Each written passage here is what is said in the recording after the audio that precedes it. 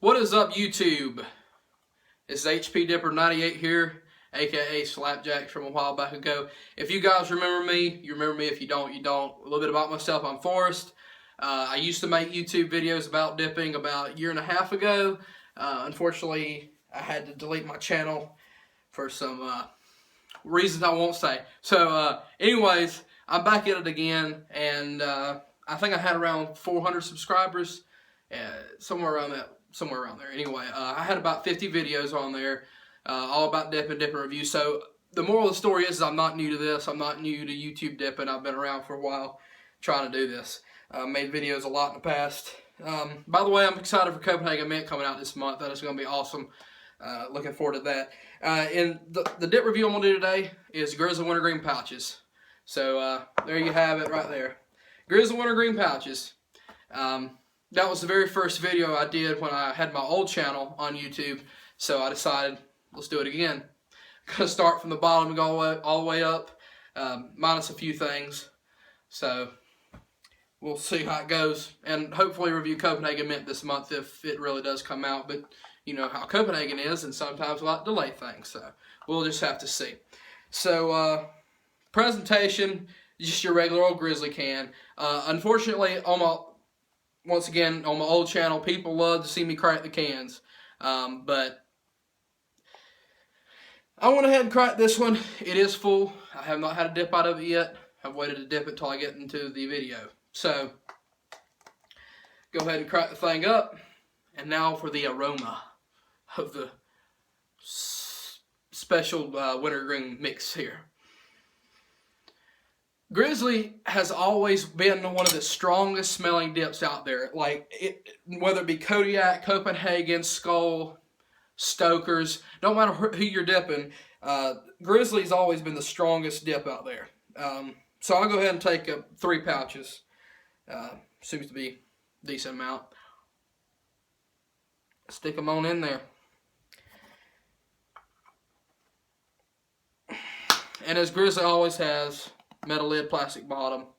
What else? You know, everybody knows that. So that's nothing new. Almost all dips have that, except for a few Copenhagen cans. They have those cardboard bottoms in them. I think that's only in the Snuff, I believe, and the Copenhagen LC. Those are the only 2 that has that. So yeah, first impressions on it when you first put Grizzly Wintergreen pouches in, there really isn't one. And that's something I wanted to talk about mainly with pouches. When you dip pouches instead of long cut, the flavor takes about somewhere between 2 to 3 minutes to get it to you. It's really, you can't really taste pouches as soon as you put them in. It takes, like I said, about 2 to 3 minutes. Whereas long cut, as soon as you throw it in, bam, it automatically got a flavor in your mouth. But that's just the way it is with pouches. So we're going to be using the good old Southern Pride mud jug.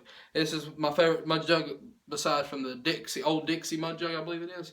That's at my house, so I'll have to use that in the next video.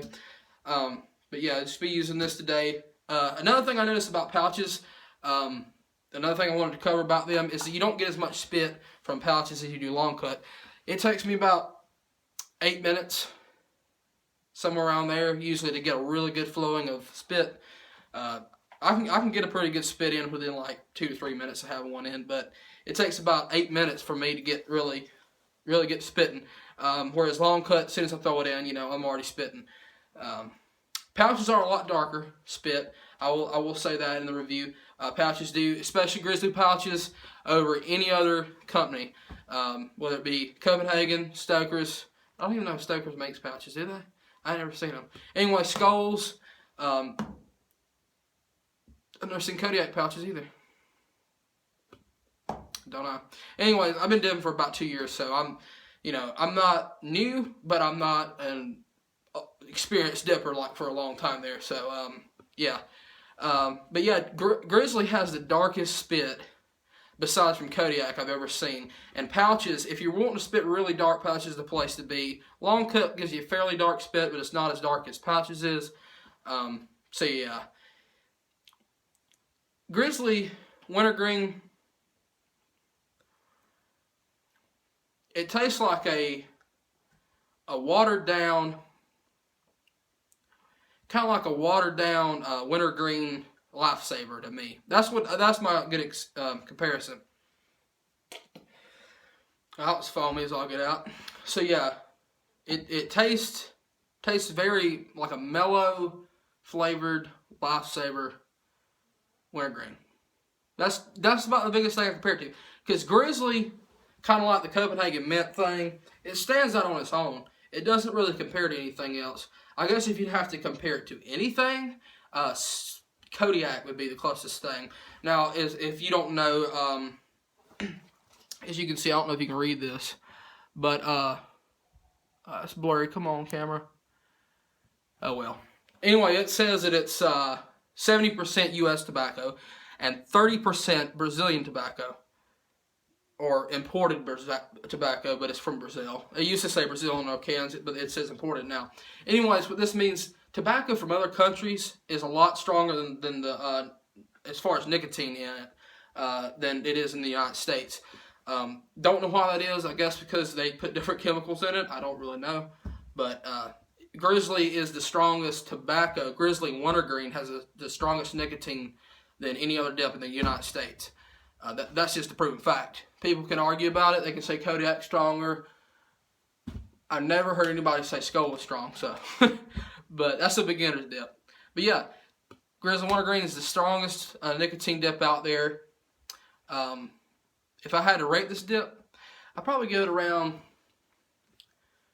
out of a 10, I'd probably give it probably a 4 out of 10. I'm not a big fan of Grizzly. That's just, I'm more of a Copenhagen dipper than I am Grizzly. So 4 out of 10 sounds about right. So thank you guys for watching. Hope you guys subscribe, like, comment, favorite, whatever else. Just subscribe. See you guys in the next one.